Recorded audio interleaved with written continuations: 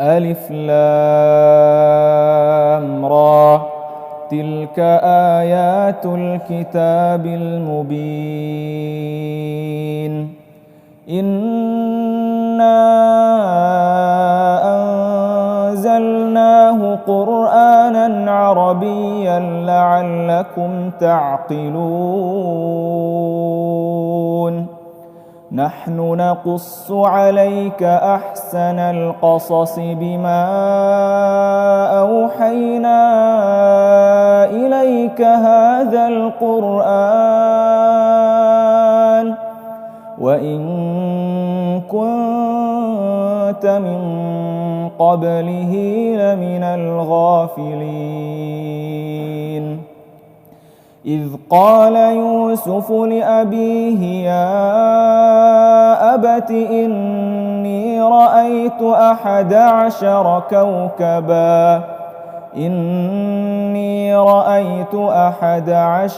كوكبا والشمس والقمر رأيتهم لي ساجدين قال يا بني لا تقصص رؤياك على إخوتك فيكيدوا لك كيدا إن الشيطان للإنسان عدو مبين وكذلك يجتبيك ربك ويعلمك من تأويل الأحاديث ويتم نعمته عليك وعلى آل يعقوب كما أتمها على أبويك من قبل إبراهيم وإسحاق إن ربك عليم حكيم لقد كان في يوسف وإخوته آيات للسائلين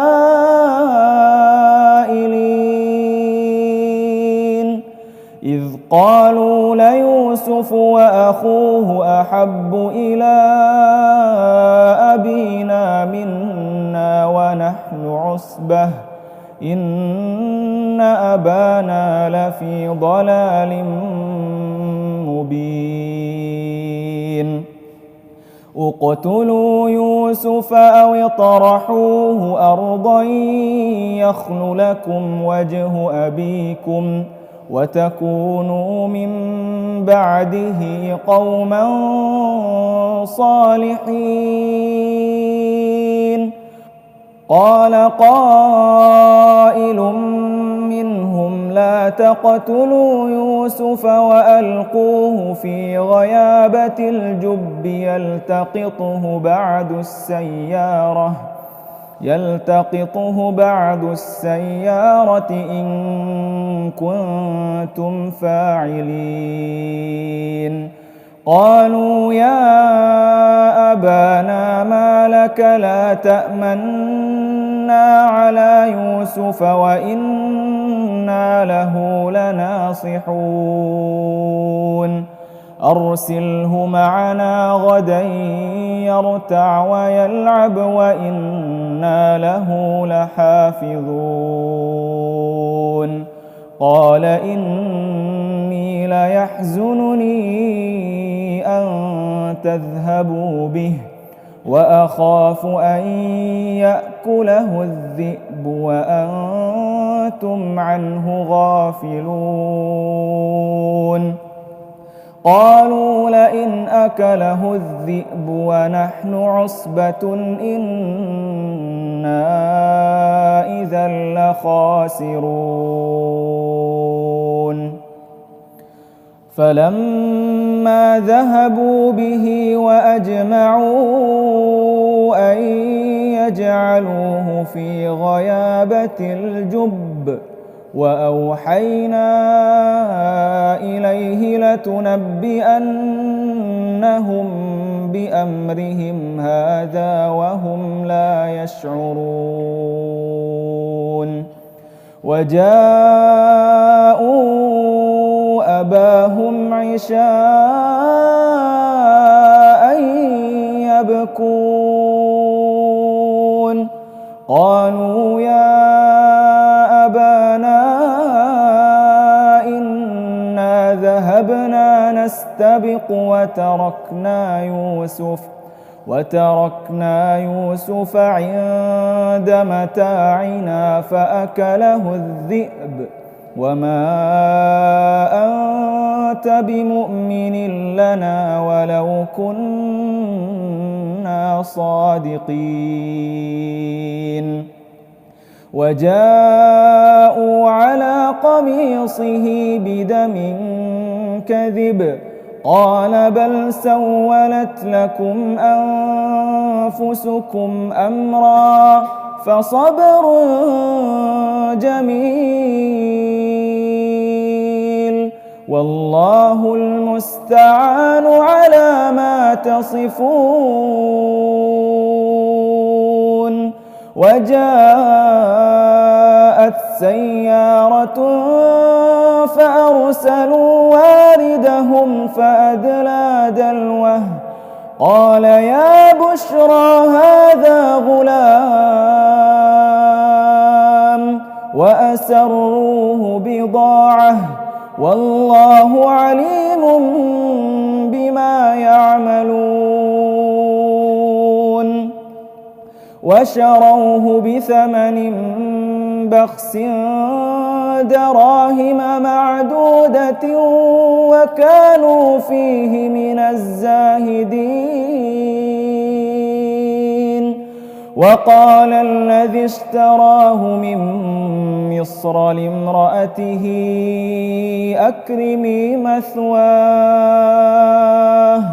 أكرمي مثواه عسى أن ينفعنا أو نتخذه ولدا وكذلك مكنا ليوسف في الأرض ولنعلمه من تأويل الأحاديث والله غالب على أمره ولكن أكثر الناس لا يعلمون ولما بلغ أشده آتيناه حكما وعلما وكذلك نجزي المحسنين وراودته التي هو في بيتها عن نفسه وغلقت الأبواب وقالت هيت لك قال معاذ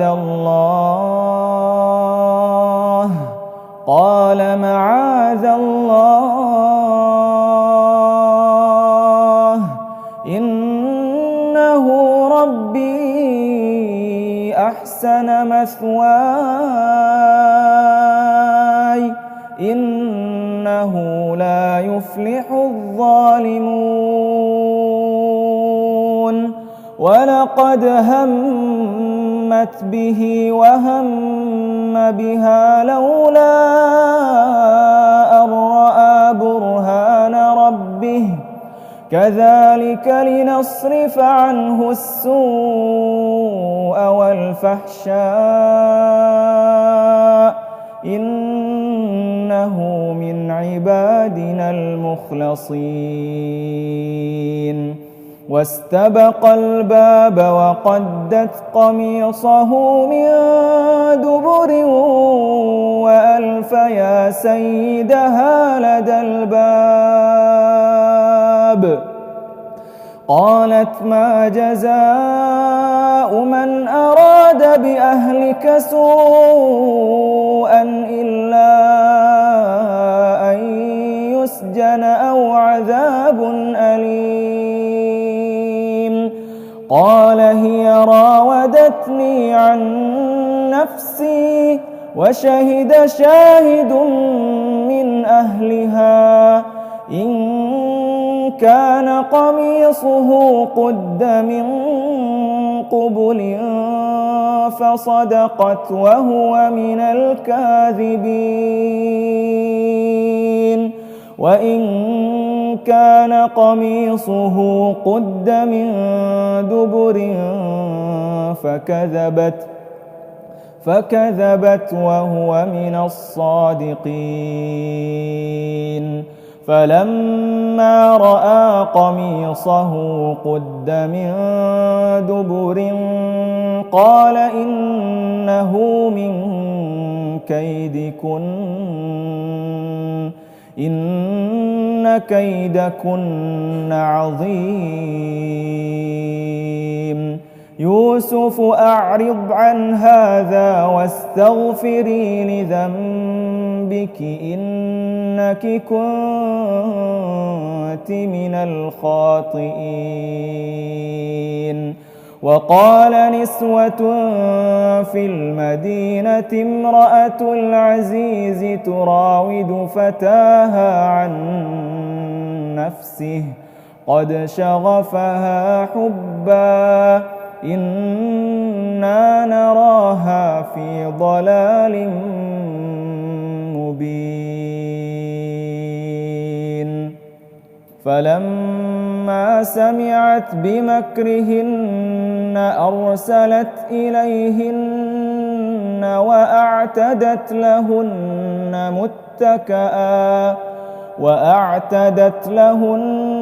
متكأ وآتت كل واحدة منهن سكينا وقالت اخرج عليهن فلما رأينه أكبرنه وقطعن أيديهن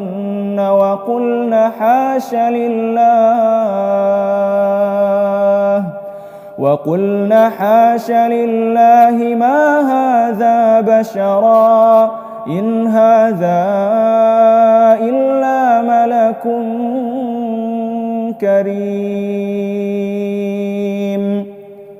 قالت فذلكن الذي لمتنني فيه ولقد راودته عن نفسه فاستعصم ولئن لم يفعل ما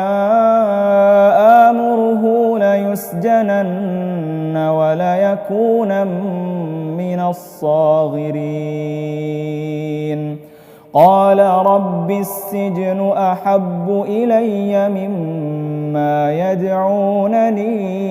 إليه وإلا تصرف عني كيدهن أصب إليهن وأكن من الجاهلين فاستجاب له ربه فصرف عنه كيدهن إنه هو السميع العليم ثم بدا لهم من بعد ما رأوا الآيات ليسجننه حتى حين ودخل معه السجن فتيان قال أحدهما إني أراني أعصر خمرا وقال الآخر إني أراني أحمل فوق رأسي خبزا تأكل الطير منه نبئنا بتأويله إنا نراك من المحسنين قال لا يأتيكما طعام ترزقانه إلا نبأتكما بتأويله قبل أن يأتيكما ذلكما مما علمني ربي إني تركت ملة قوم لا يؤمنون بالله وهم بالآخرة هم كافرون. الله أكبر.